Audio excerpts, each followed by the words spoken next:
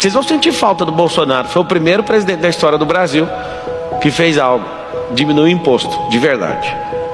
Nunca aconteceu isso. Na história do Brasil inteira. Nunca aconteceu. Como é que alguém tem capacidade de diminuir imposto? Primeiro passo, não roube.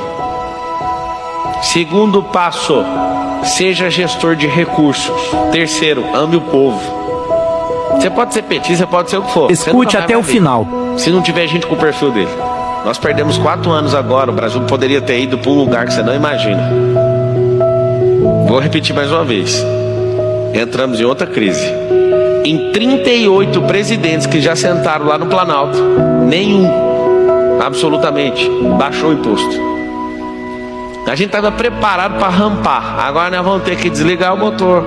Aí alguém vai vender o motor direito. Aí vai ter que falar assim: tira as bagagens que não decola, tira as pessoas, decola só nós. Aí decola.